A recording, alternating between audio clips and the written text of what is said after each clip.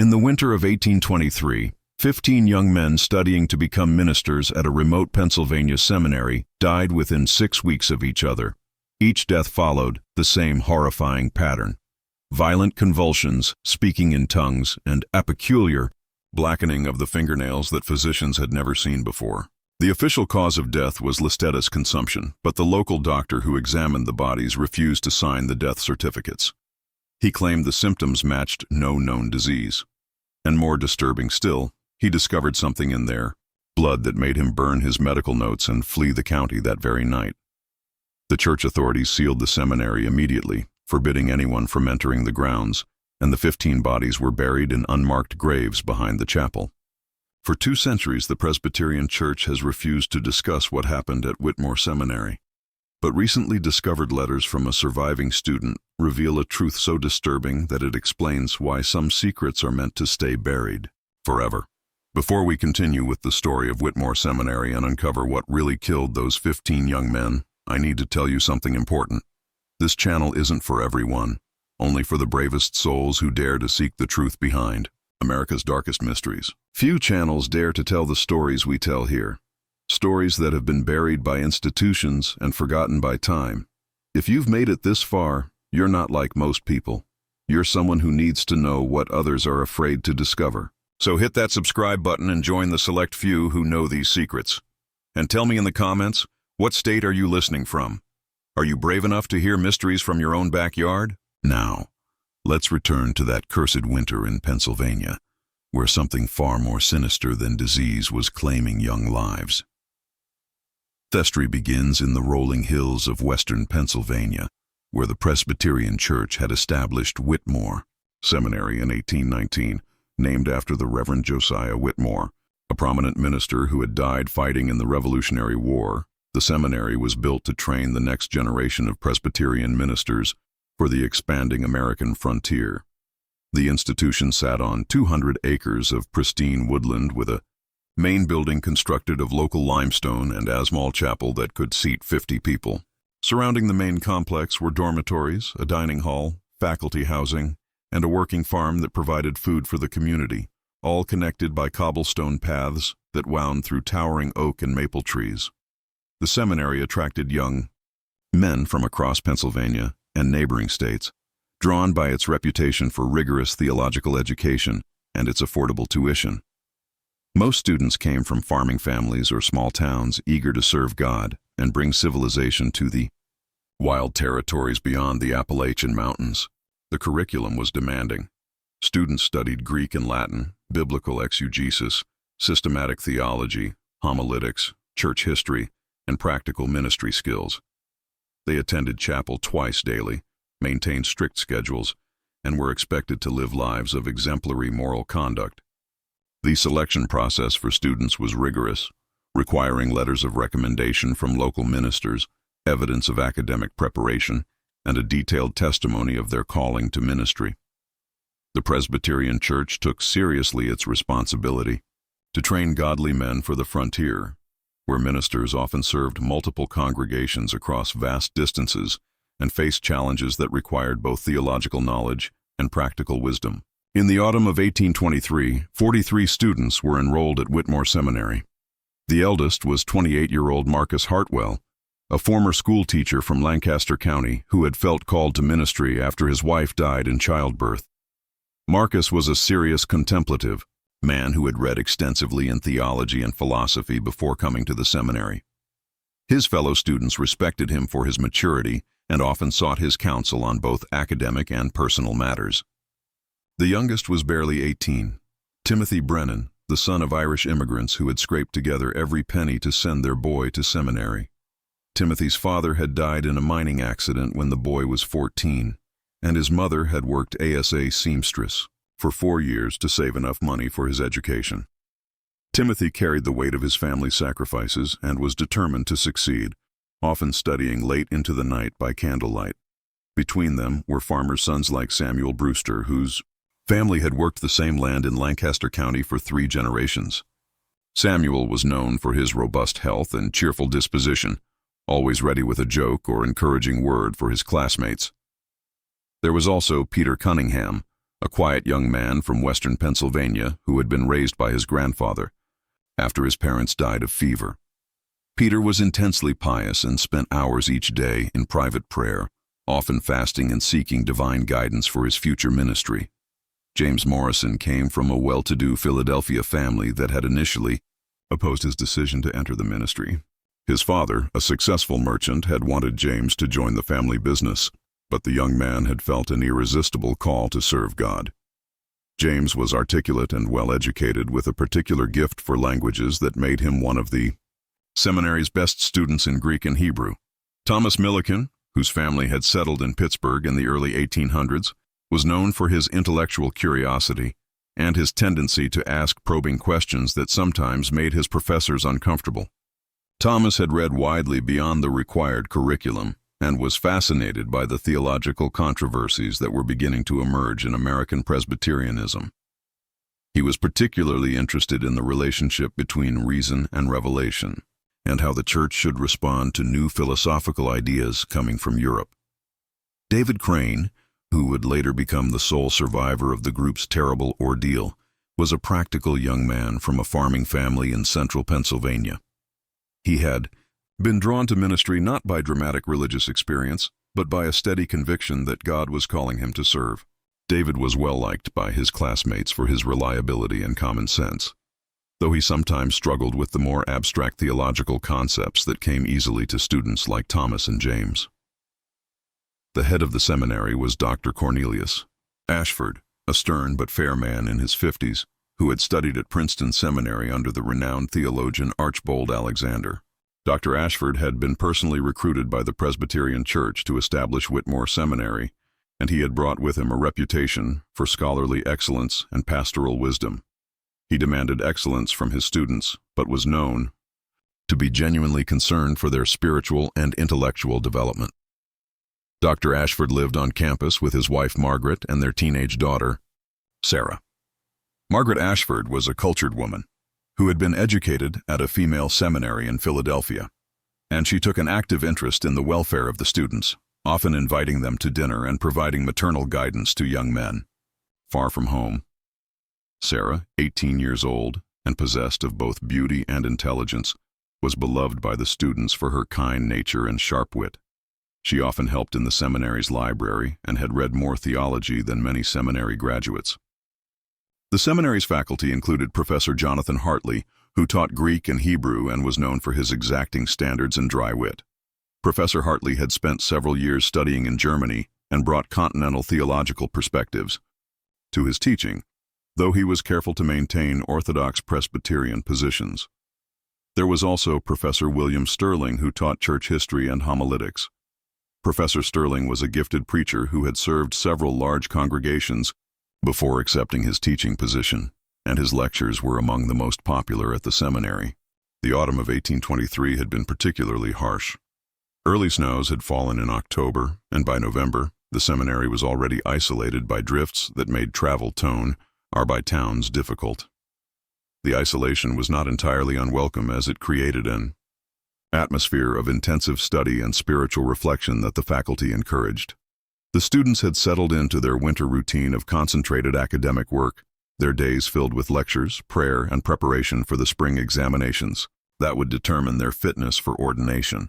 The atmosphere was one of quiet scholarship and devotion, with the only sounds being the scratch of quills on parchment, the rustle of pages, the soft murmur of evening prayers, and the occasional crack of logs in the fireplaces that heated the buildings.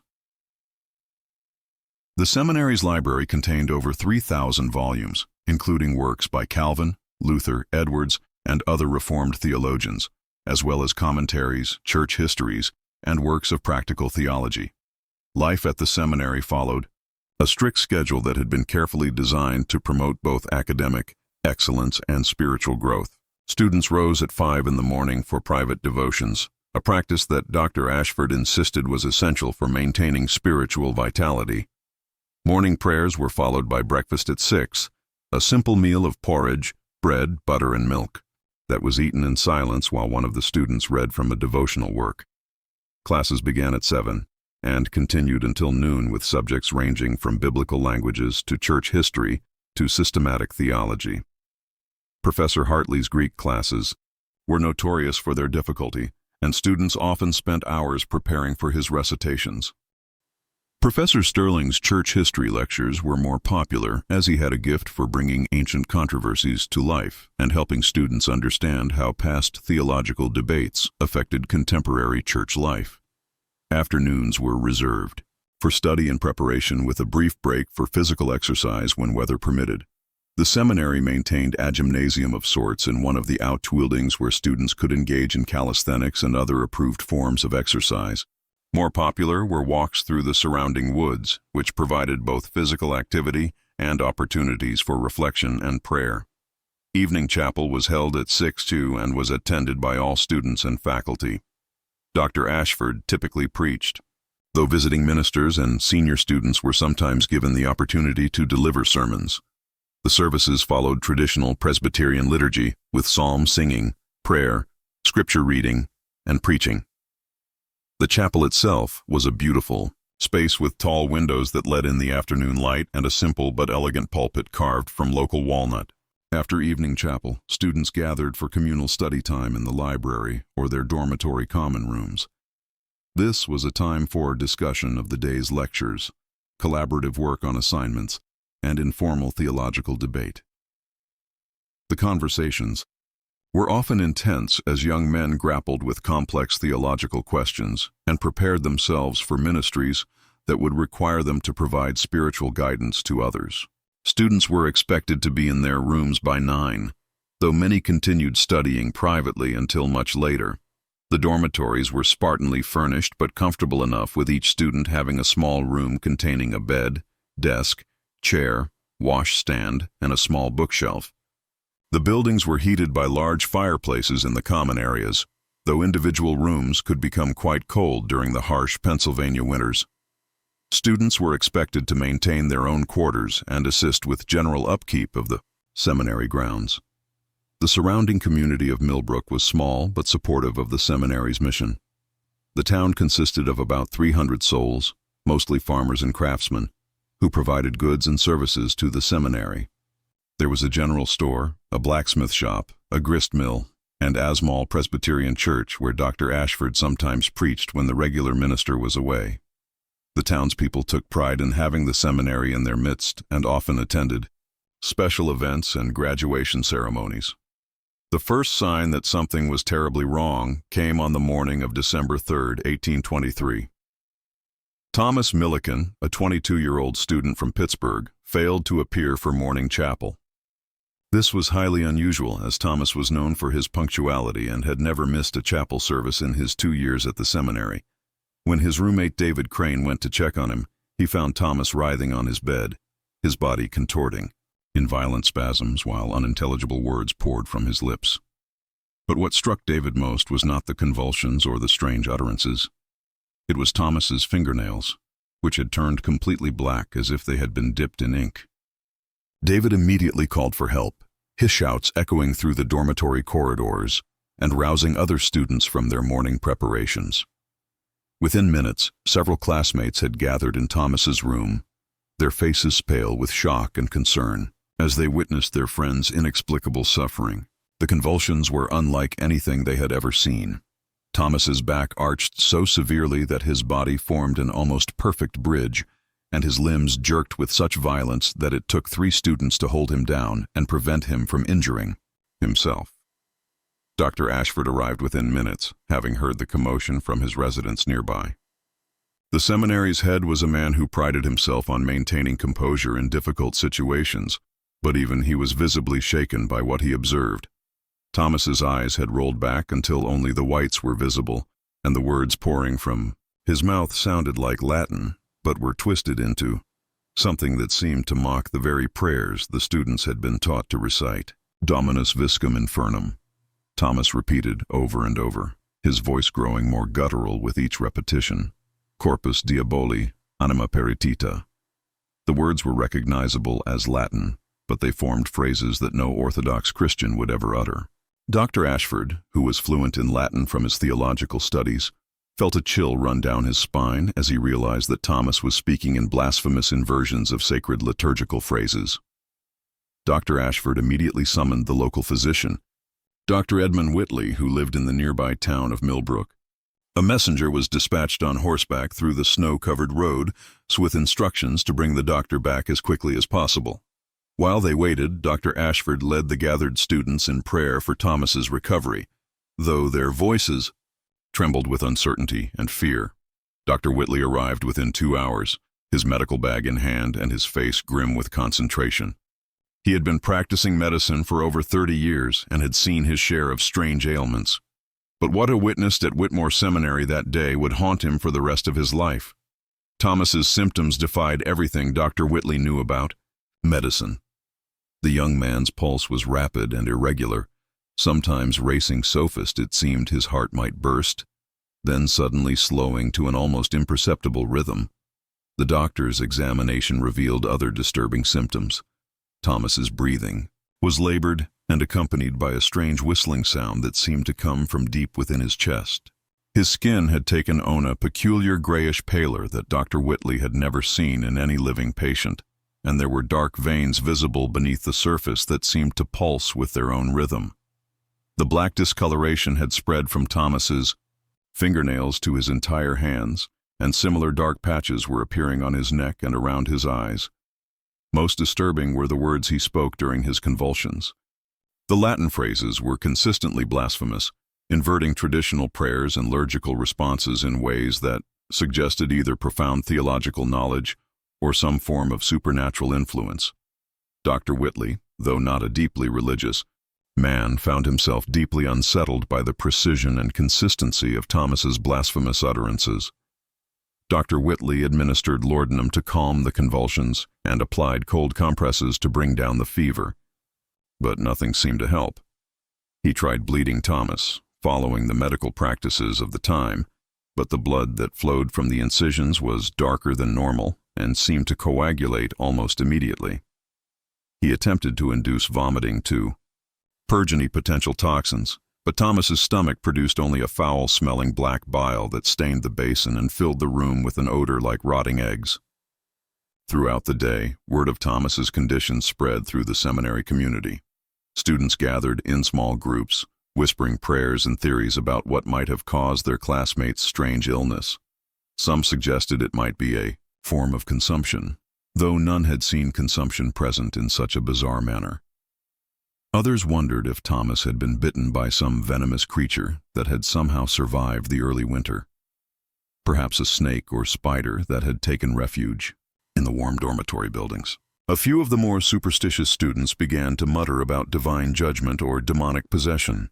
Though Dr. Ashford quickly silenced such talk, he reminded them that they were training to be ministers of the gospel and that they should seek rational explanations for unusual events rather than resorting to superstition and fear.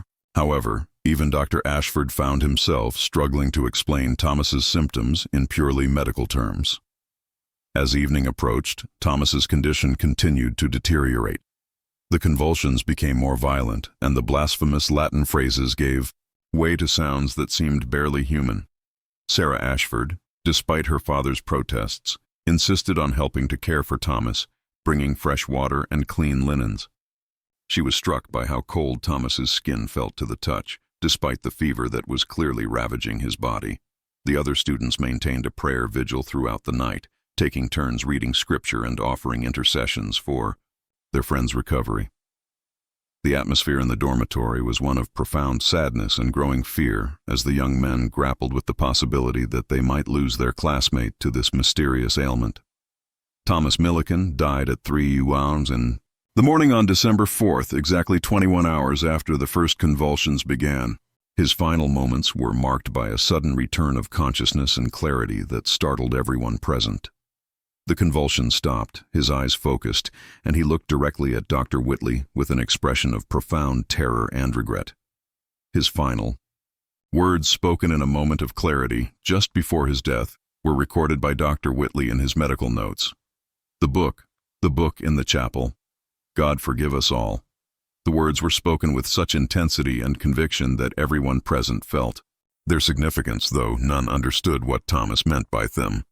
Dr. Whitley noted that Thomas's voice had returned to its normal tone for these final words. in stark contrast to the guttural sounds that had emerged during his illness. After speaking these words, Thomas's eyes closed, his breathing stopped, and his body relaxed into the stillness of death. The black discoloration began to fade from his skin almost immediately, leaving behind only the pale complexion of a young man who had died far from home and family. Dr. Whitley examined the body thoroughly, noting that many of the strange symptoms had disappeared with death, as if whatever had afflicted Thomas had departed with his final breath. The funeral was held 2 days later, with Thomas's body laid to rest in the small cemetery behind the chapel. Dr. Ashford delivered a moving eulogy about the young man's devotion to his studies and his desire to serve God on the frontier.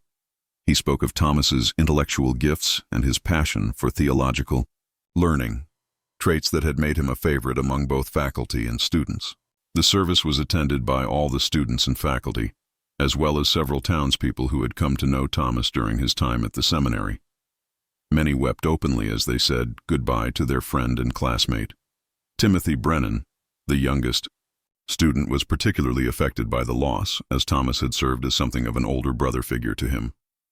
Marcus Hartwell delivered a prayer at the graveside, asking God to receive Thomas's soul and to grant comfort to those who mourned his passing. But even as they mourned Thomas's death, a sense of unease had settled over the seminary community.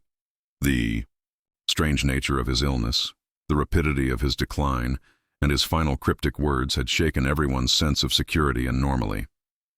Dr. Whitley had assured them that whatever had killed Thomas was likely an isolated incident, perhaps caused by spoiled food or exposure to some unknown toxin. But his words rang hollow in the face of such unusual symptoms. The winter seemed to press in around the seminary with renewed intensity after Thomas's death. The snow fell more heavily. The winds howled louder through the trees, and the building seemed to cack and groan under the weight of the cold and the weight of grief. Students began to complain of strange dreams and difficulty sleeping. Some reported hearing footsteps in the corridors at night, though investigation always revealed empty hallways. The atmosphere of quiet scholarship that had characterized the seminary began to give way to something more anxious and fearful. Professor Hartley noticed that his students seemed distracted during their Greek recitations, their minds clearly elsewhere despite their efforts to concentrate on their studies. Professor Sterling found that his church history lectures, usually received with enthusiasm, were met with worried faces and absent stares out the windows at the dark winter landscape. Dr. Ashford tried to maintain normalcy by adhering strictly to the seminary schedule and encouraging the students to find comfort in their studies and devotions. He increased the frequency of chapel services and arranged for special prayer meetings, focused on seeking God's comfort in times of trial. But despite his efforts, the shadow of Thomas's death hung over the community like a dark cloud that refused to lift.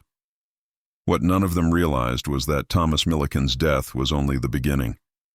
The true horror would unfold over the following weeks, claiming life after life in a pattern so precise and methodical that it would challenge everything the survivors believed about disease, death, and the nature of evil itself. 3 days after Thomas's funeral on December 9th, another student began, showing the same terrifying symptoms. James Morrison, a quiet young man from Philadelphia who had been Thomas's study partner and closest friend at the seminary, woke his roommate with the same violent convulsions that had marked Thomas's final day. The convulsions began at exactly 3 in the morning, the same time that Thomas had died, a coincidence that would not be lost on those who witnessed both events. The pattern was identical in every detail. The same black fingernails appeared within hours. The same twisted Latin phrases poured from his lips, and the same grayish pallor spread across his skin like a shadow. James's roommate, William Foster, immediately recognized the symptoms and ran to fetch Dr. Ashford and Dr. Whitley, his bare feet slapping against the cold dormitory floors as panic gripped his heart. Dr. Whitley was summoned again, this time with a growing sense of dread that had settled in his stomach like a cold stone. He had spent the days since Thomas's death researching every medical text he could find, seeking some explanation for the bizarre symptoms he had witnessed. He had written to colleagues in Philadelphia and Pittsburgh describing the case and asking for their insights. but nothing in his extensive library or correspondence offered any clues that could explain what he had seen. The blackened fingernails, the convulsions, the strange vocalizations. Taken individually, each symptom might have had a rational explanation. Poisoning could cause convulsions. Certain diseases could affect the circulation and cause discoloration, and delirium could lead to incoherent speech. But together, they formed a pattern that seemed to exist outside the bounds of known medicine, a combination of symptoms that appeared in no medical textbook Dr. Whitley had ever studied. As doctor, Whitley examined James Morrison. He was struck by the precise similarity to Thomas's condition. Not only were the symptoms identical, but they appeared to be progressing at exactly the same rate. The black discoloration spread from the fingernails at the same speed. The fever followed the same pattern of intensity, and even the specific Latin phrases were repeated word for word. It was as if James was following some predetermined script that had already been written by Thomas's illness. The students who gathered to witness James's suffering were now openly terrified. The coincidence of two identical illnesses occurring so close together had shattered any remaining hope that Thomas's death had been an isolated incident. Whispers began to spread through the dormitory about curses and divine judgment. Though Dr. Ashford continued to insist on rational explanations and discourage superstitious speculation, James Morrison died exactly 21 hours after his symptoms began, just as Thomas had. His final words were identical. The book in the chapel, God, forgive us all. The precision of the timing and the repetition of the same final message sent a chill through everyone present. Dr. Whitley had begun to suspect some form of contagion, though he had never encountered any disease that produced such consistent symptoms and timing. The possibility of contagion led Dr. Whitley to order that James's body be prepared for burial immediately and that his personal effects be burned as a precautionary measure. He also instituted quarantine procedures, requiring that anyone who had been in close contact with either Thomas or James be isolated and monitored for signs of illness. The dormitory where both men had lived was sealed and fumigated with sulfur, smoke, a standard practice for dealing with potentially infectious diseases. The students were now openly terrified, their fear palpable in every conversation and visible in every face. 2 deaths in a week, both following the same horrifying pattern, had shattered their sense of safety and normalcy. The seminary, which had been a place of learning and spiritual growth, now felt like a trap from which death might emerge at any moment to claim another victim. Dr. Ashford attempted to maintain order by increasing the frequency of chapel services and encouraging the students to find comfort in prayer and study. He arranged for additional prayer meetings and Bible studies, hoping that increased devotional activity might provide both spiritual comfort and practical distraction from their fears. He also wrote to the Presbyterian Church authorities in Philadelphia, informing them of the situation and requesting guidance on how to proceed. The response from Philadelphia was swift and decisive. The Reverend Dr. Jonathan Blackwood, a senior administrator in the Presbyterian Church, was dispatched immediately to investigate the situation and provide assistance. Dr. Blackwood was known for his calm demeanor and practical approach to crisis management, having dealt with various emergencies in Presbyterian institutions throughout Pennsylvania and New Jersey. But before Dr. Blackwood could arrive, the pattern repeated itself again. On December 12th, 3 days after James Morrison's death, it happened a third time. This time, the victim was Samuel Brewster, a 25-year-old from rural Lancaster County who had been known for his robust health and cheerful disposition. Samuel had been one of the most popular students at the seminary, always ready with a joke or encouraging word for his classmates, and his illness sent shockwaves through the entire community. The pattern was identical in every terrifying detail. Violent convulsions beginning at 3 around in the morning, blackened fingernails, twisted Latin phrases, grayish pallor, and death exactly 21 hours later. Samuel's final words were the same as his predecessors. The book in the chapel, God forgive us all. The repetition was now so precise that Dr. Whitley began to document every aspect of the illness, hoping to find some clue that might explain the impossible consistency. Dr. Whitley had now witnessed 3 deaths that followed the same impossible pattern. As a man of science and rational thought, he struggled to accept what he was seeing. The symptoms defied medical explanation. The timing was unnaturally precise, and the final words suggested some shared knowledge or experience that connected the victims in ways he couldn't understand. He began to suspect that the deaths might not be natural at all, but he had no framework for understanding what else they might be. The arrival of Dr. Blackwood on December 15th brought some measure of relief to the beleaguered seminary community. Dr. Blackwood was a man in his 60s with silver hair and penetrating blue eyes that seemed to miss nothing. He had served the Presbyterian Church for over 40 years and had dealt with everything from financial scandals to theological controversies. He immediately took charge of the situation with the authority and confidence that came from decades of experience. Dr. Blackwood immediately convened a meeting with Dr. Ashford, Dr. Whitley, and the senior faculty to discuss the situation and develop a plan of action. He listened carefully to Dr. Whitley's detailed account of the 3 deaths, asking pointed questions about symptoms, timing, and any potential connections between the victims. He also interviewed several students who had been close to the deceased, seeking any information that might explain the mysterious pattern. His assessment was pragmatic and decisive, though privately he was deeply troubled by what he had learned. Dr. Blackwood concluded that the seminary was dealing with some form of highly contagious disease that had not yet been identified by medical science. While he had never encountered anything like the symptoms Dr. Whitley described, he had seen enough epidemics to know that unknown diseases could sometimes emerge and devastate communities before doctors understood how to treat them. Based on this assessment, Dr. Blackwood ordered that the institution be quarantined immediately, with no one allowed to enter or leave the grounds until the epidemic had run its course. He sent word to the Presbyterian Church authorities in Philadelphia explaining the situation and requesting that prayers be offered for the seminary community. He also dispatched letters to the families of all students explaining the quarantine and assuring them that every precaution was being taken to protect their sons. The quarantine order transformed Whitmore Seminary from a place of learning into a prison of fear. The students, now numbering 37 after the 3 deaths, found themselves trapped with whatever was killing their classmates. The normal rhythms of academic life became secondary to the constant vigil against death. Every morning brought the terrifying question, who would be next? Dr. Blackwood had taken up residence in the faculty building and assumed overall authority for managing the crisis.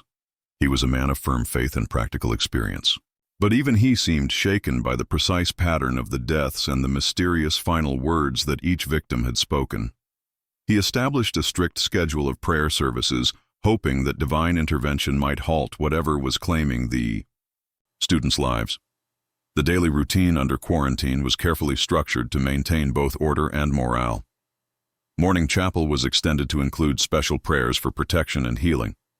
Classes continued, though professors struggled to maintain academic focus when everyone's thoughts were consumed by fear and grief.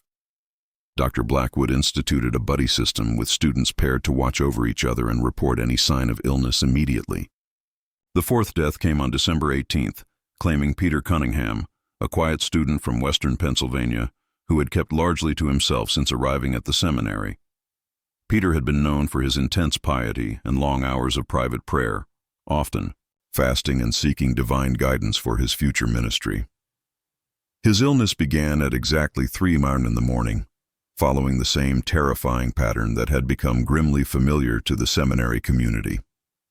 The convulsions, the blackened fingernails, the twisted Latin phrases, and the grayish pallor all appeared on schedule, as if Peter's body was following some invisible script written by the deaths that had come before.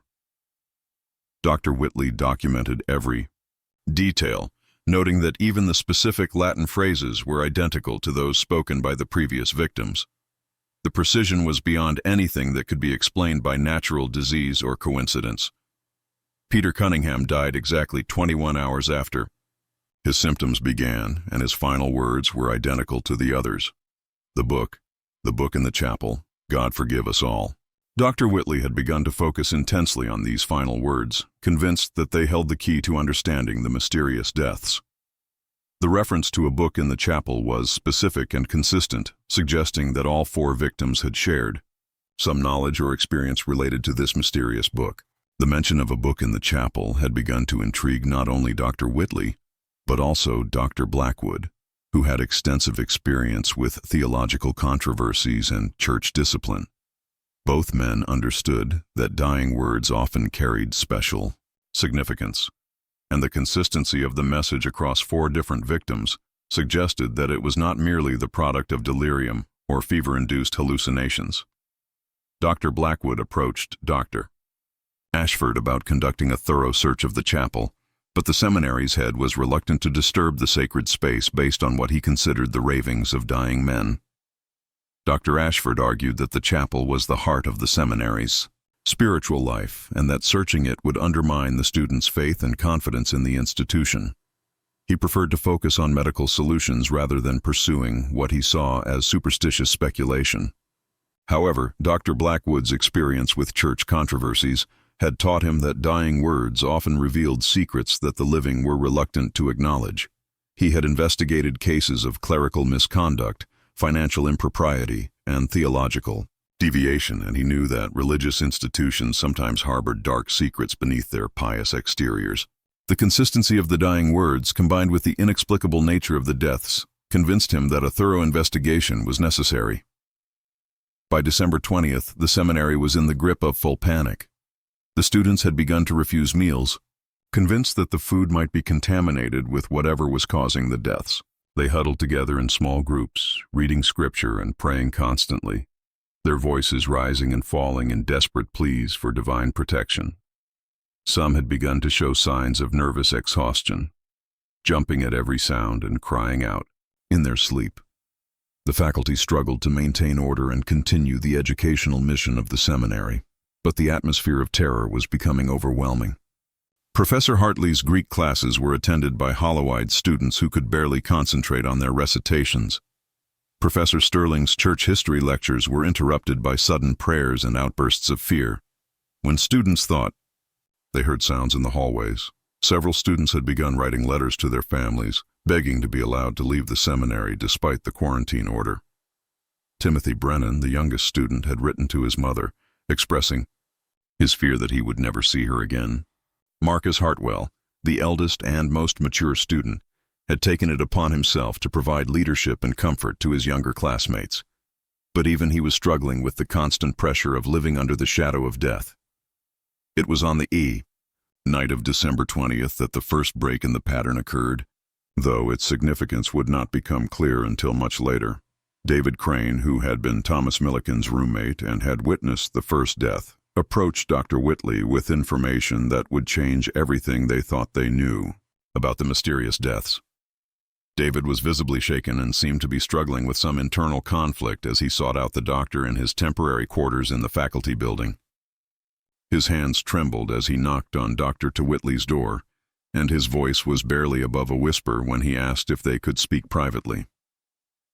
Dr. Whitley, exhausted from days of futile medical efforts and growing dread, invited David into his room and offered him a chair.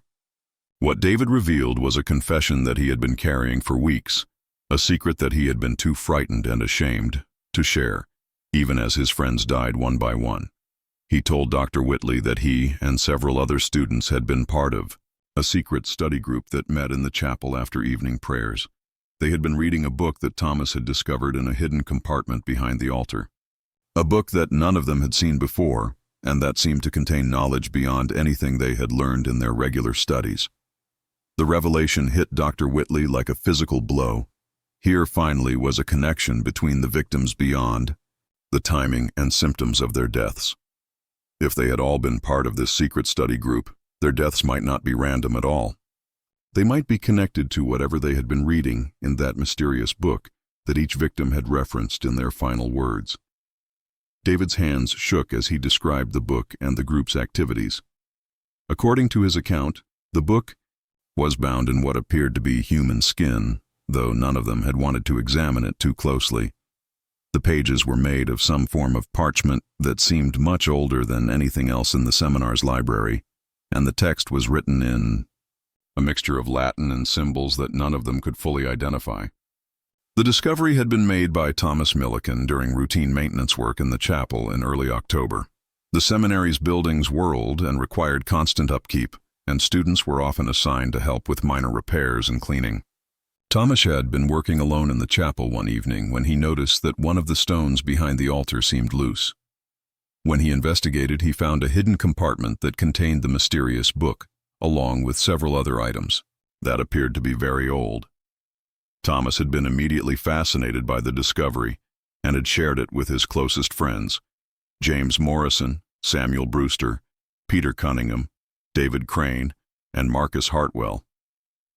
The 6 young men had formed a secret study group to examine the book and attempt to decipher its contents. They began meeting twice weekly after evening prayers when the chapel was empty and the faculty had retired for the night.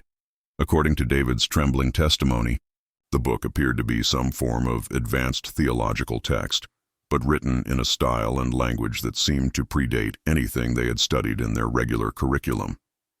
The symbols and diagrams scattered throughout the text suggested knowledge of spiritual practices that went far beyond Orthodox Presbyterian doctrine. The Latin text was interspersed with Hebrew words and strange symbols that resembled no alphabet any of them had encountered. Thomas had been convinced that the book contained secret wisdom that could enhance their understanding of divine mysteries and make them more effective ministers. He argued that God had led him to discover the book for a purpose and that they had a responsibility to study its contents and unlock its secrets. The other members of the group had been initially skeptical, but Thomas's enthusiasm and apparent scholarly insights had gradually won them over. As David continued his confession, Dr. Whitley began to understand the full scope of what had been happening at the seminary. The secret study group had been meeting for nearly 3 months before the first death, studying the mysterious book and apparently experiencing effects that they had interpreted as spiritual enlightenment. David described how the group members had begun to feel superior to their fellow students, believing they had been chosen to receive special knowledge that would make them extraordinary ministers. The group's activities had not gone entirely unnoticed. Several students had reported seeing lights in the chapel at unusual hours, and some had heard strange sounds coming from the building during the night. Dr. Ashford had investigated these reports, but found nothing amiss during his inspections. The group had been careful to cover their tracks, meeting only when they were certain the faculty was asleep and always returning the book to its hiding place before dawn. David revealed that the book contained not only text but also detailed instructions for various spiritual exercises and practices. Some of these involved meditation techniques that were unlike anything taught in Orthodox Presbyterian theology. Others included dietary restrictions, specific prayers to be recited at particular times, and even instructions for creating what the book described as spiritual preparation, chambers using candles, incense, and geometric patterns drawn on the floor.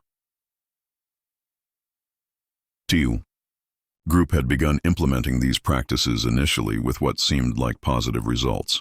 They reported experiencing vivid dreams in which they seemed to communicate with angelic beings who revealed profound truths about the nature of God and creation. They felt more spiritually alive than ever before, and their academic performance actually improved as they applied insights from their secret studies to their regular coursework. But as David continued his account, it became clear that the supposed benefits had come with a price. The members of the group had begun to experience physical symptoms that they initially dismissed as signs of spiritual transformation. They suffered from headaches, insomnia, and strange sensations in their hands and feet. Their appetites changed, and they found themselves craving foods that they had never eaten before, particularly meat that was barely cooked. Thomas, as the group's leader and the one who had discovered the book, experienced the most severe symptoms. He began to complain of a constant burning sensation in his stomach and reported that he could sometimes hear voices speaking to him in languages he didn't recognize. But instead of being alarmed by these symptoms, he had convinced himself and the others that they were signs of spiritual advancement, evidence that their souls were being prepared for higher forms of divine communication. The group had also begun to notice changes in their relationships with other students and faculty. They found themselves becoming impatient with what they saw as the simplistic theology taught in their regular classes. They looked down on their classmates who seemed content with ordinary spiritual experiences and conventional understanding of Scripture. They began to see themselves as an elite group chosen by God for special revelation and destined for extraordinary ministries. Marcus Hartwell, the eldest member of the group, had begun to have doubts about their activities. In November, he told David that he had started experiencing nightmares in which the angelic beings they thought they were communicating with revealed themselves to be something far more sinister. In these dreams, the beautiful faces transformed into hideous masks, and the divine wisdom they offered turned into blasphemous mockeries of sacred truth. Marcus had wanted to end the group's meetings and return the book to its hiding place. But Thomas had convinced him that his doubts were a test of his faith and commitment to the advanced knowledge they were receiving. Thomas argued that spiritual progress always involved periods of testing, and that Marcus was being challenged to demonstrate his worthiness to receive higher revelations. The pressure within the group to continue their studies had been intense. Thomas had become increasingly obsessed with the book and spent hours copying passages and creating his own interpretations of the symbols and diagrams. He had begun to speak of their group as the chosen ones and claimed that they were being prepared for a special mission that would transform the Presbyterian Church and American Christianity. As David's confession continued, Dr. Whitley began to piece together a timeline that connected the group's activities to the pattern of deaths. The first symptoms had appeared in late November, beginning with Thomas, but gradually affecting all members of the group. The physical symptoms had been accompanied by psychological changes that included increased aggression, paranoia, and a growing sense of superiority over others. The book had also contained warnings about the consequences of improper study or abandoning the practices once they'd been begun. According to David, there were passages that suggested terrible punishments for those who proved unworthy of the knowledge they had received. The text implied that those who began the spiritual journey outlined in the book but failed to complete it would face divine judgment in the form of physical and spiritual destruction. When Dr. Whitley pressed David about the current location of the book, the young man's face went pale and his voice dropped to barely a whisper. He revealed that the book had disappeared from its hiding place 3 days before Thomas's death. The group had gathered for their regular meeting on November 30th, only to find the hidden compartment empty. They had searched the entire chapel, but found no trace of the book or any sign that someone else had discovered their secret. The disappearance of the book had thrown the group into a panic. Thomas had been convinced that someone had discovered their activities and stolen the book to prevent them from completing their studies. He had become increasingly agitated and paranoid, accusing fellow students and even faculty members of spying on them and working to undermine their spiritual progress. In the days following the book's disappearance, the group members had begun experiencing more severe symptoms. The headaches became constant, the insomnia worsened, and they began to have shared nightmares in which they were pursued by dark figures who demanded that they return something they had stolen. Thomas had interpreted these experiences as signs that they were being tested and that they needed to prove their commitment to the spiritual path they had begun. David's revelation cast the deaths in an entirely new light. If the victims had been part of this secret study group, their deaths might not be the result of disease or natural causes at all. They might be connected to whatever spiritual or psychological processes had been triggered by their study of the mysterious book. Dr. Whitley found himself grappling with possibilities that lay outside his medical training and scientific worldview. The implications of David's confession were staggering. If the book contained some form of dangerous knowledge or practices that had somehow caused the deaths, then the seminary might be dealing with something far more complex than a medical epidemic. Dr. Whitley realized that he needed to share this information with Dr. Blackwood immediately, as the church officials' experience with theological controversies might provide insights that medical science could not offer. The discovery of the secret study group sent shockwaves through the seminary community when Dr. Whitley shared David's confession with Dr. Blackwood. The church officials' reaction was immediate and decisive. He ordered a full investigation, interrogating every student and faculty member about their knowledge of the group and the mysterious book. What he uncovered was a conspiracy of silence that had been maintained for months, with nearly half the student body aware of the secret meetings, but too frightened to speak out. Dr. Blackwood's investigation revealed the depth of the deception that had been occurring under the seminary's roof. Students came forward with accounts of seeing lights in the chapel at unusual hours, hearing strange chanting and unfamiliar prayers, and noticing changes in the behavior of the group members. Several admitted that they had been approached by Thomas Millikan about joining the group, but had declined, either from suspicion about the secretive nature of the activities or from concern about violating seminary rules. Professor Hartley revealed that he had noticed changes in the academic performance and behavior of several students, including Thomas, James, Samuel, and Peter. While their scholarly work had initially improved, they had become increasingly argumentative during class discussions and had begun to challenge orthodox theological positions in ways that seemed designed to provoke controversy rather than engage in legitimate scholarly debate.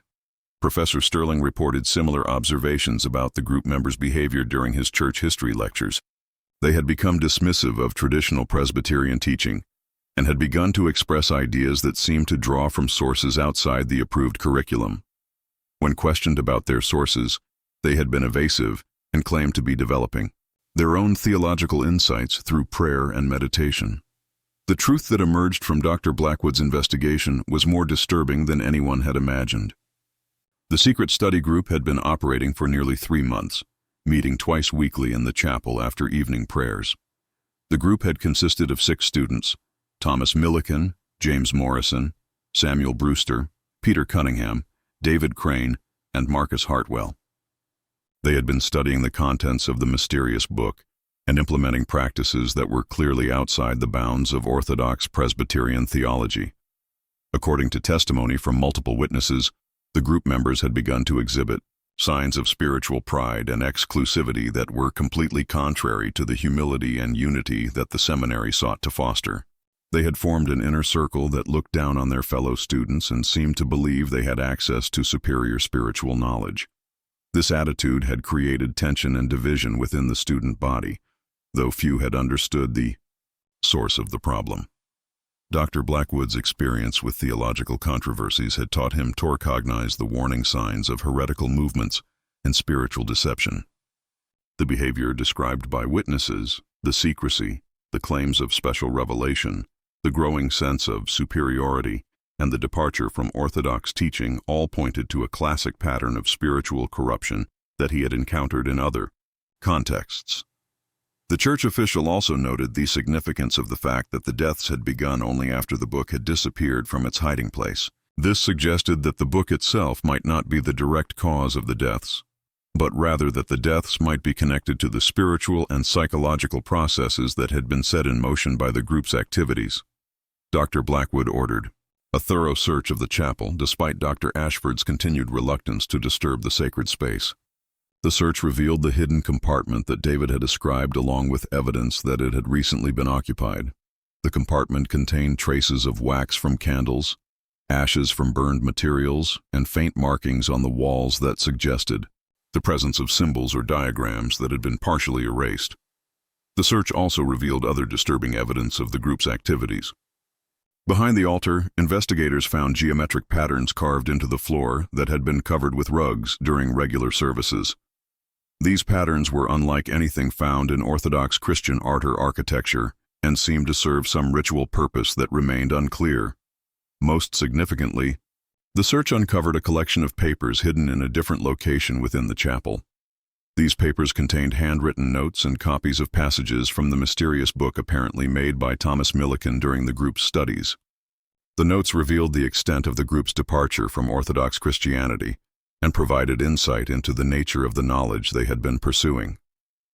The notes described spiritual practices that involved direct communication with supernatural entities, techniques for achieving altered states of consciousness, and methods for gaining power over other people through spiritual manipulation.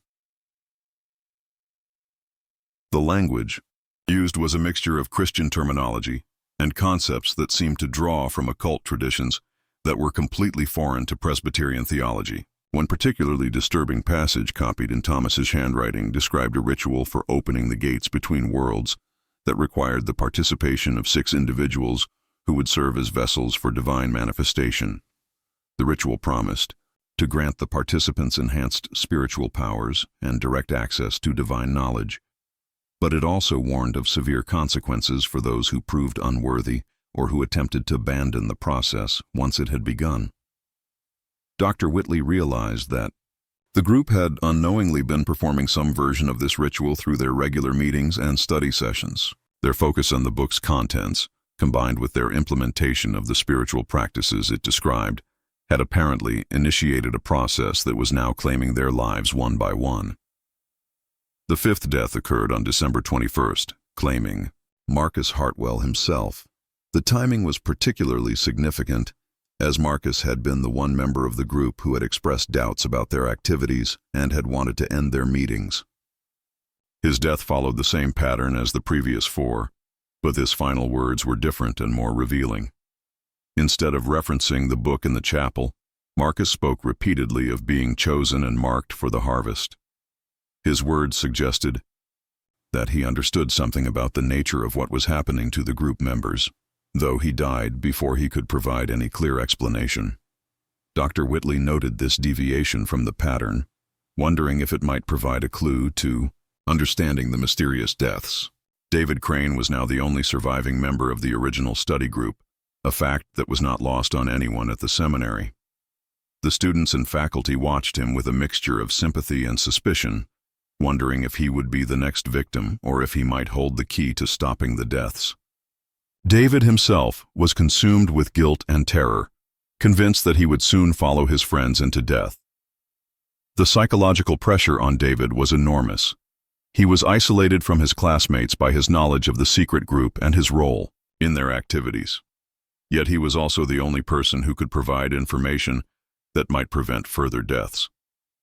Dr. Blackwood and Dr. Whitley spent hours questioning him about every detail of the group's activities, hoping to find some clue that might break the deadly pattern. David revealed that the book had contained detailed prophecies about what would happen to those who studied its contents. According to these prophecies, the 6 members of the group were destined to serve as bridges between worlds, allowing supernatural entities to manifest in the physical realm. The process would require the sacrifice of their physical lives, but their souls would be elevated to a higher plane of existence where they would serve as intermediaries between the divine and mortal realms. The prophecies also suggested that the process once begun could not be stopped or reversed. The 6 members of the group had been marked by their study of the book and their participation in the ritual practices it described. They were bound together by spiritual forces that would claim their lives at predetermined intervals, using their life energy to fuel the manifestation of supernatural entities in the physical world. Dr. Whitley had begun to suspect that the UIE deaths might be connected to some form of mass hysteria or shared delusion that had been triggered by the group's activities. The power of suggestion combined with guilt and fear about their secret activities might have created psychological conditions that manifested as physical symptoms. However, the precision of the timing and the consistency of the symptoms made this explanation seem inadequate. Dr. Blackwood, drawing on his experience with theological controversies and spiritual deception, believed that the group had become involved with genuinely dangerous spiritual forces.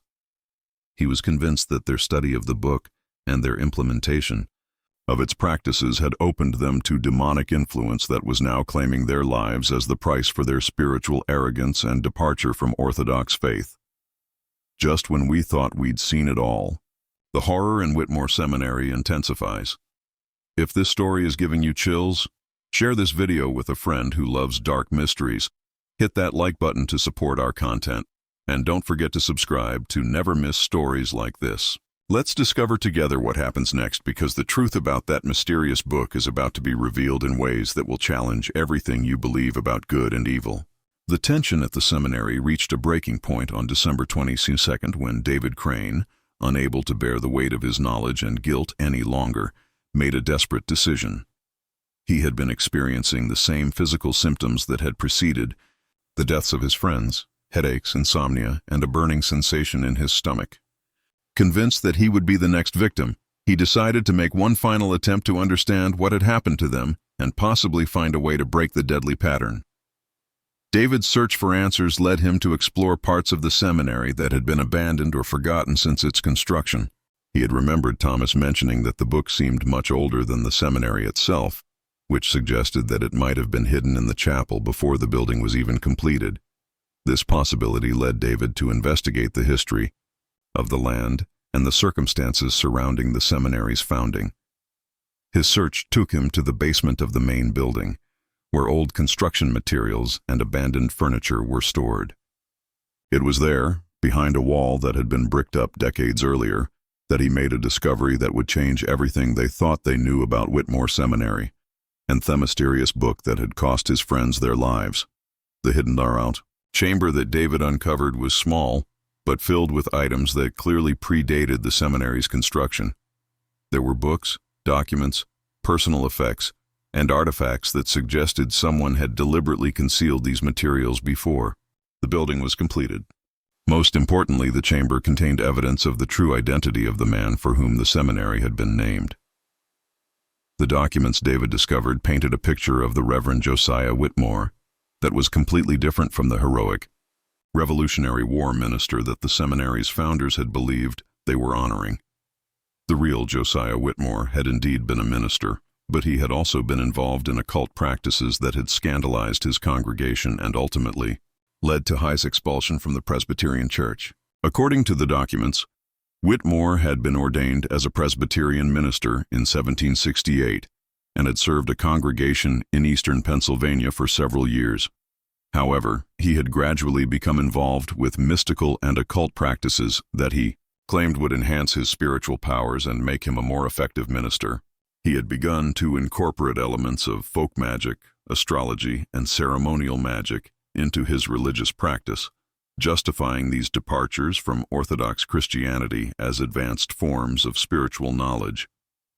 Whitmore's congregation had initially been impressed by his apparent spiritual gifts and his claims of receiving direct revelations from God. However, as his practices became more extreme and his teachings more divergent from Presbyterian doctrine, opposition had begun to grow. Several church members had accused him of practicing witchcraft and consorting with evil spirits, charges that Whitmore had vehemently denied while continuing to pursue his occult studies.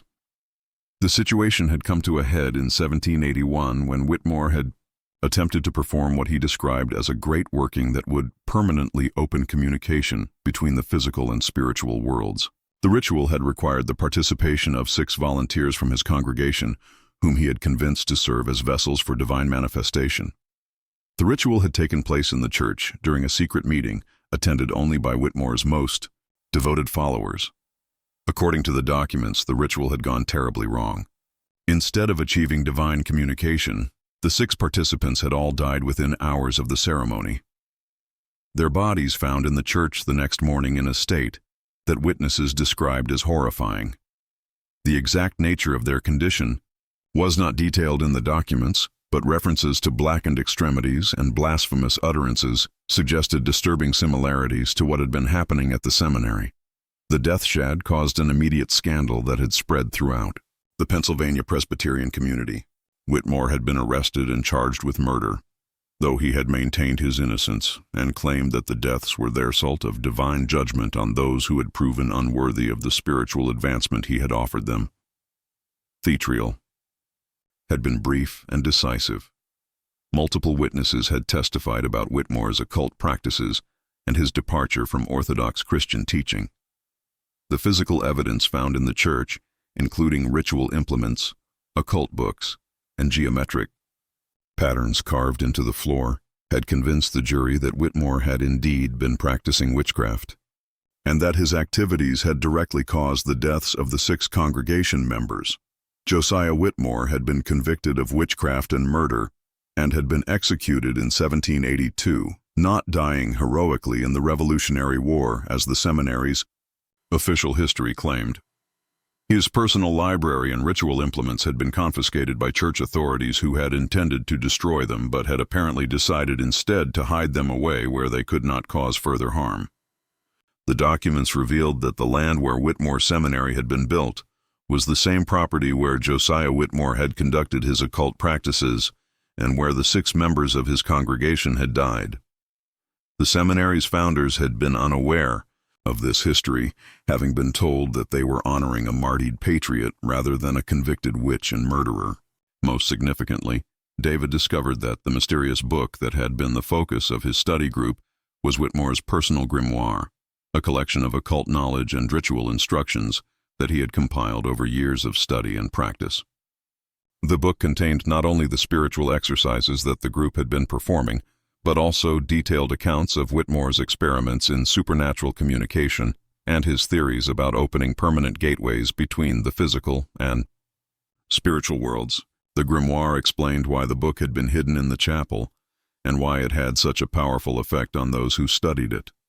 Whitmore had deliberately consecrated the land for his occult practices and had designed his rituals to create permanent spiritual openings that would allow supernatural entities to manifest in the physical world. The book had been placed in the chapel as a trap for anyone who might discover it, ensuring that Whitmore's work would continue even after his death.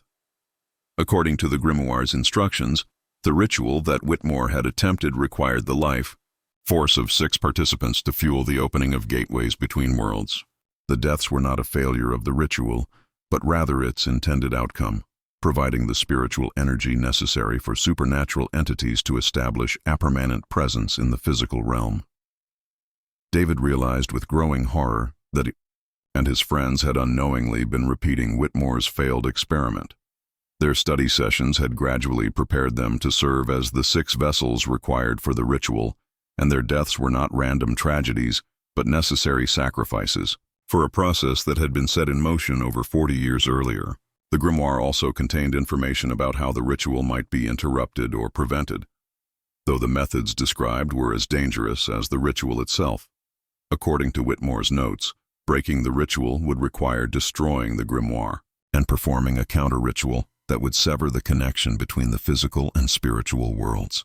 However, the grimoire warned that attempting to break the ritual would result in the immediate death of any remaining vessels, as the supernatural entities would claim their lives to prevent the interruption of the process.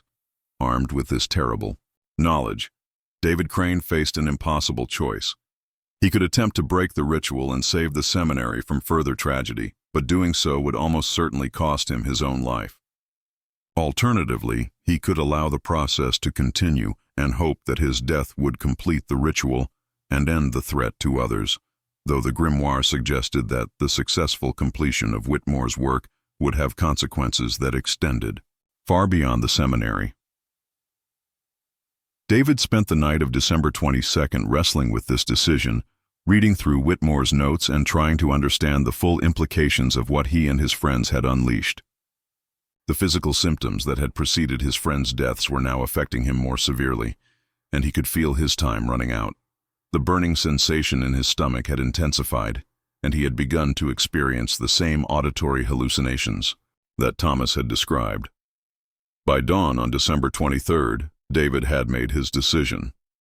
He sought out Dr. Whitley and Dr. Blackwood and revealed everything he had discovered about the seminary's dark origins and the true nature of the book that had killed his friends. The 2 men listened in stunned silence as David explained Josiah Whitmore's history and the ritual that had been claiming the lives of the study group members. Dr. Whitley, as a man of science and medicine, struggled to accept the supernatural elements of David's account. However, the precision of the deaths, the consistency of the symptoms, and the historical evidence that David had uncovered made it impossible to dismiss his conclusions entirely. The doctor found himself forced to consider possibilities that lay completely outside his medical training and scientific worldview. Dr. Blackwood, drawing on his extensive experience with theological controversies and church history, was more prepared to accept the possibility that supernatural forces might be involved. He had encountered other cases of occult practices within Christian communities and knew that such activities often led to tragic consequences, though he had never seen anything as systematic and deadly as what was happening at the seminary. The bomb. 3 men gathered in Dr. Blackwood's quarters to examine the evidence that David had uncovered and to decide on a course of action. The grimoire's instructions for breaking the ritual were clear but terrifying. They would need to destroy the book, while performing a counter-ritual that would sever the spiritual connections that Whitmore had established. The process would be dangerous for everyone involved, but particularly for David as the remaining vessel. Dr. Blackwood insisted on involving Dr. Ashford in their planning despite the seminary head's continued reluctance to accept supernatural explanations for the deaths. When confronted with the historical evidence and the grimoire itself, Dr. Ashford was forced to acknowledge that the seminary community was facing something far more complex than a medical epidemic. The decision was made to attempt the counter-ritual on the night of December 23rd, using the instructions provided in Whitmore's grimoire, but adapting them to reflect Orthodox Christian theology rather than occult practices.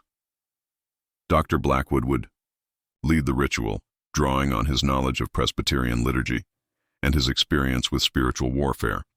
Dr. Whitley and Dr. Ashford would assist, while David would serve as the focal point for breaking the spiritual connections that bound him to the other group members.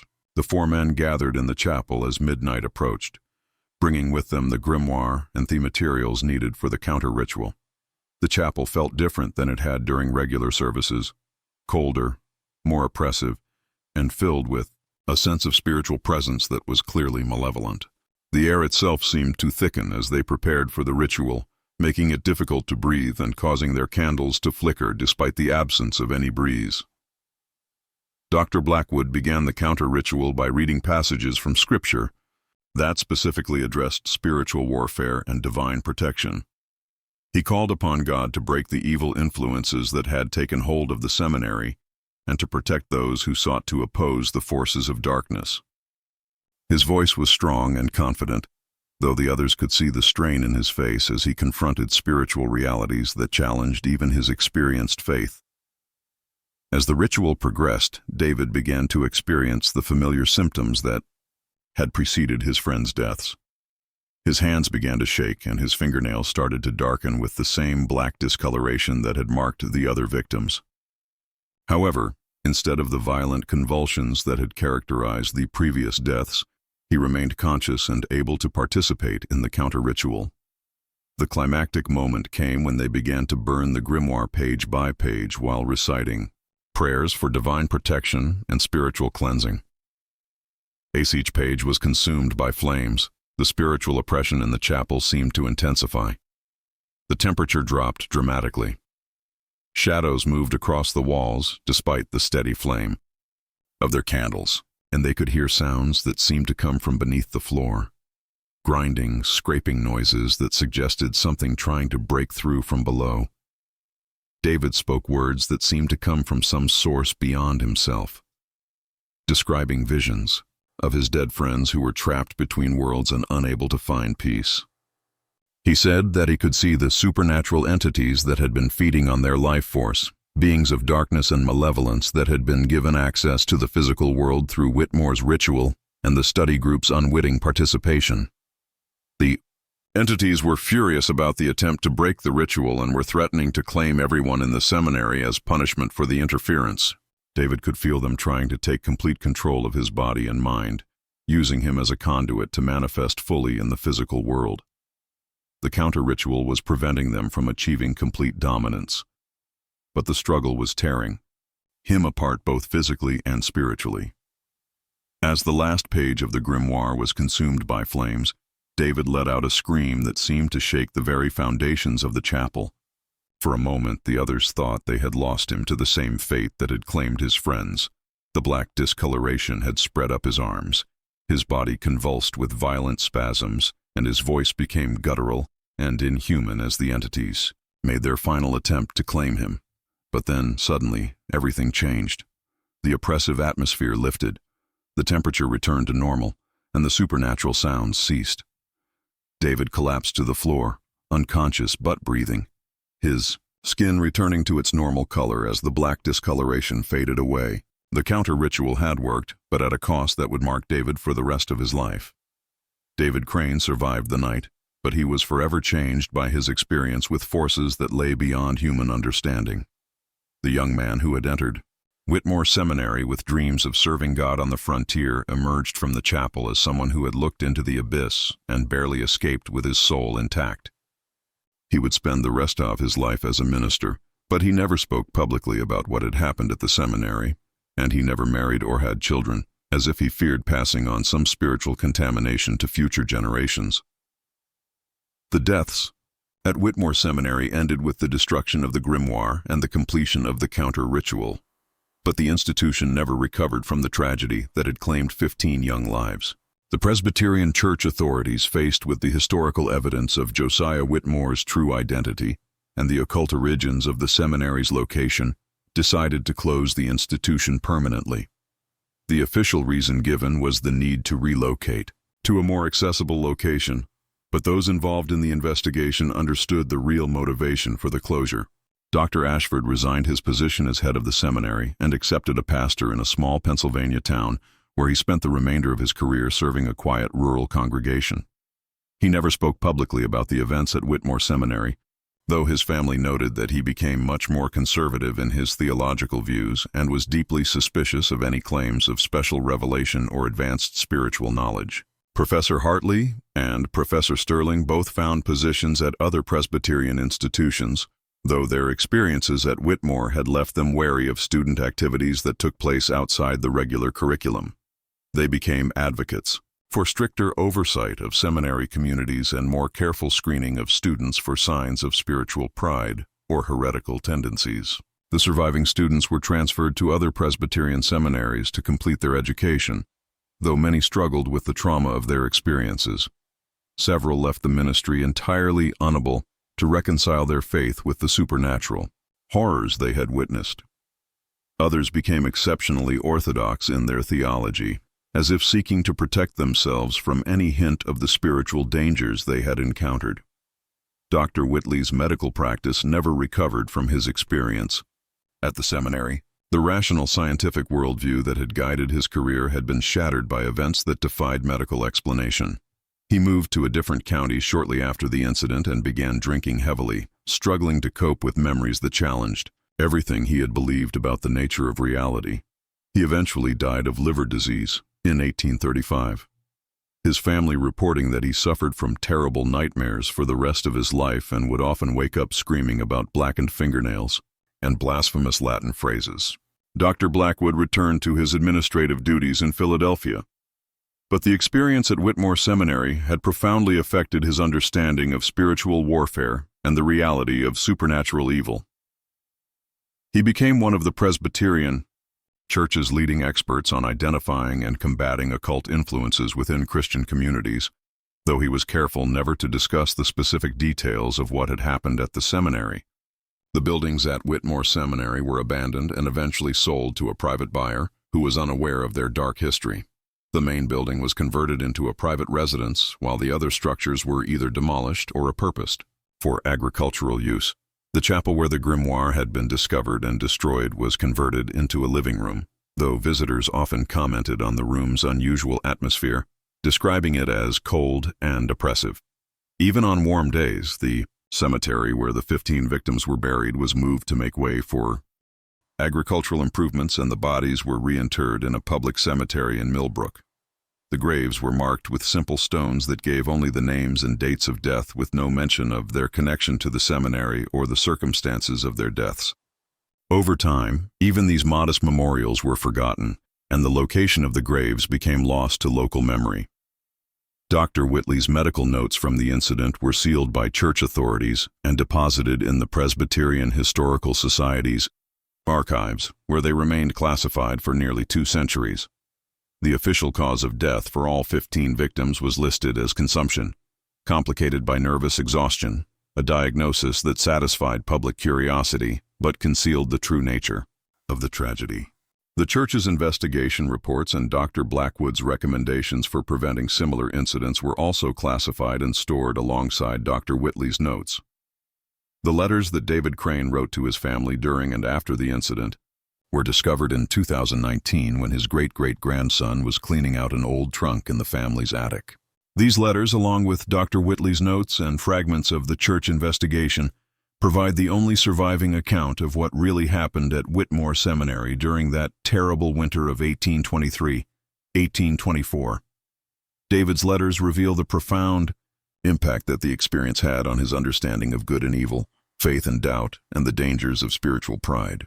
He wrote extensively about the seductive nature of the forbidden knowledge that the group had pursued, and the gradual way that their pursuit of spiritual advancement had led them away from orthodox Christian faith.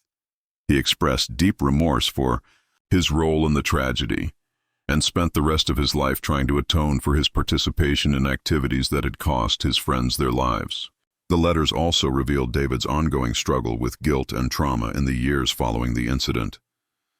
He was haunted by vivid nightmares in which he relived the deaths of his friends and was tormented by the possibility that he might somehow be responsible for their fates. He sought counseling from several ministers and theologians, though he was never able to find complete peace with what had happened. David's ministry career was marked by exceptional orthodoxy and a deep suspicion of any claims of special revelation or advanced spiritual knowledge. He served several rural Pennsylvania congregations, focusing on practical pastoral care and biblical preaching rather than theological speculation. His sermons were noted for their emphasis on humility, the dangers of spiritual pride, and the importance of remaining within the bounds of Orthodox Christian teaching. The mystery of Whitmore Seminary serves as a chilling reminder of the dangers that can arise when spiritual pride and the pursuit of forbidden knowledge lead people away from the safety of Orthodox faith and community accountability. The 15 young men who died had been sincere in their desire to serve God, but their ambition to become extraordinary ministers had led them to seek shortcuts to spiritual power that ultimately destroyed them. The story also illustrates the way that past evils can continue to influence present events, as Josiah Whitmore's occult practices created spiritual openings that remained active for decades after his death. The seminary's founders had been completely unaware that they were building on cursed ground, but their ignorance did not protect the institution from the consequences of its dark heritage. The Presbyterian Church's response to the tragedy reflects the institution's commitment to protecting its members from spiritual dangers while maintaining the confidentiality necessary to prevent panic and scandal. The decision to classify the investigation reports and relocate the surviving students demonstrated both pastoral concern and institutional wisdom in dealing with events that challenged conventional understanding. The long-term effects of the Whitmore Seminary incident can be seen in the Presbyterian Church's subsequent policies regarding seminary oversight and student activities. The Church implemented stricter controls over extracurricular activities, required more frequent faculty supervision of student gatherings, and established formal protocols for investigating unusual incidents at church institutions. These changes, while never explicitly connected to the Whitmore tragedy, reflected lessons learned from an experience that had nearly destroyed one of the Church's most promising educational ventures. The incident also influenced Presbyterian theological education in more subtle ways. Seminary curricula began to include more explicit warnings about the dangers of spiritual pride and the pursuit of esoteric knowledge outside the bounds of Orthodox Christianity.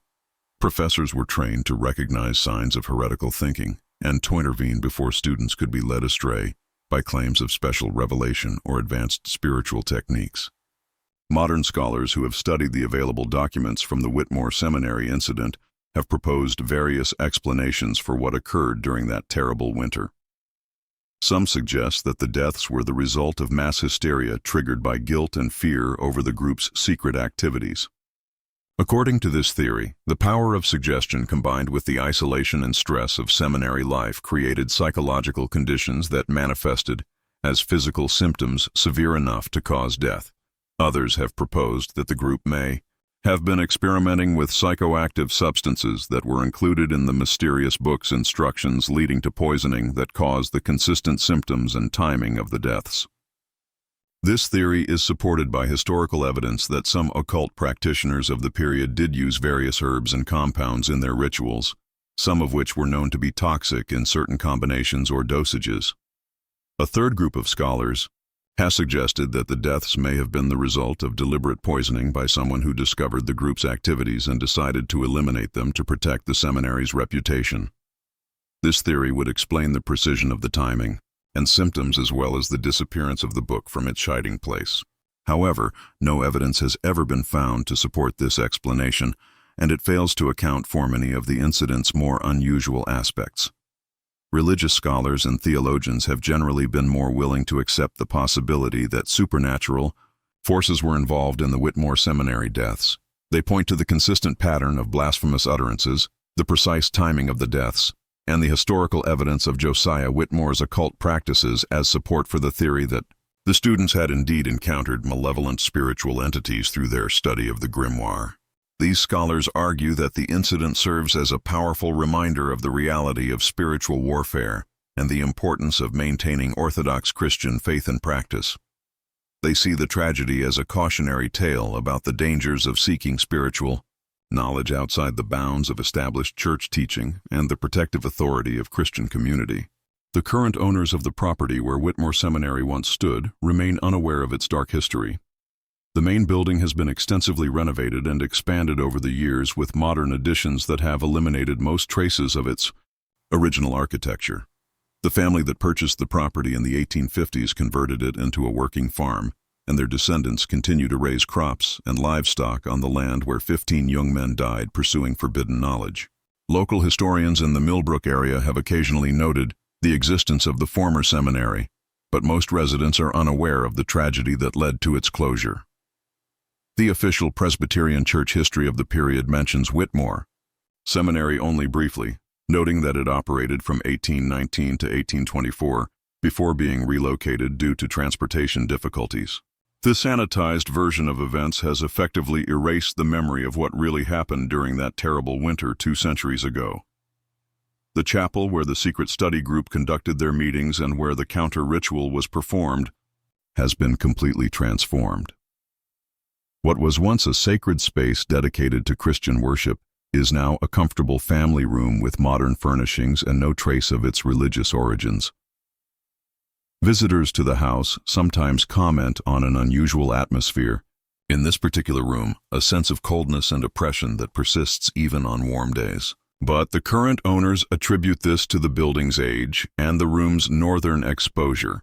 The cemetery, where the 15 victims were originally buried, has been completely obliterated by 2 centuries of agricultural activity. The bodies were moved in the 1840s when the land was converted to farming. But even the public cemetery where they were reinterred has undergone changes that have obscured their final resting places. The simple stones that once marked their graves have been replaced or removed, and their names are no longer associated with any particular location. Perhaps most significantly, the spiritual contamination that Josiah Whitmore sought to create on the property appears to have been successfully cleansed by the counter-ritual performed by Dr. Blackwood and his companions. Unlike other locations associated with occult practices, the former seminary grounds show no signs of ongoing supernatural activity. The land has been productive and peaceful for nearly 2 centuries, suggesting that David Crane's sacrifice and the destruction of the grimoire effectively severed the spiritual connections that had made the tragedy possible.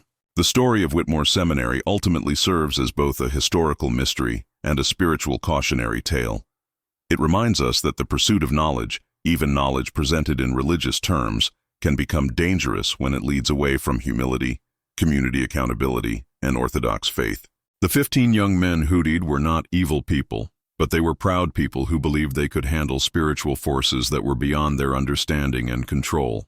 Their deaths also demonstrate the way that past sins can continue to affect future generations.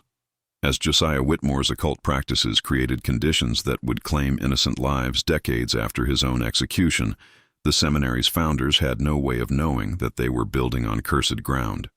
But their ignorance did not protect the institution from the consequences of its dark heritage.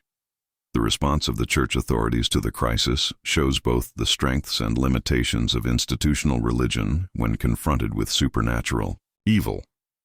Dr. Blackwood's willingness to take spiritual warfare seriously and to act decisively in the face of unexplained deaths probably saved the seminary community from even greater tragedy. However, the Church's subsequent decision to suppress information about the incident, while understandable from a pastoral perspective, has prevented future generations from learning important lessons about spiritual discernment and the reality of supernatural evil. The medical profession's response to the incident, as represented by Dr. Whitley's experience, illustrates the limitations of purely naturalistic approaches to understanding human experience. Dr. Whitley's scientific training prepared him to diagnose and treat physical ailments, but it left him completely unprepared to deal with phenomena that appeared to have spiritual rather than material causes. His subsequent alcoholism and early death suggest that some experiences are too traumatic to be processed within a purely secular worldview.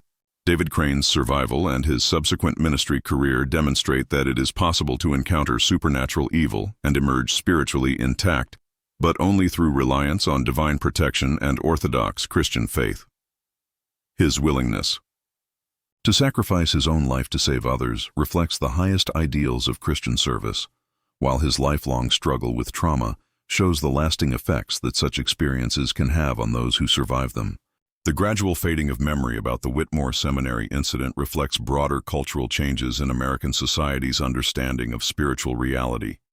In 1823, most Americans still believed in the reality of supernatural forces and the possibility of spiritual warfare.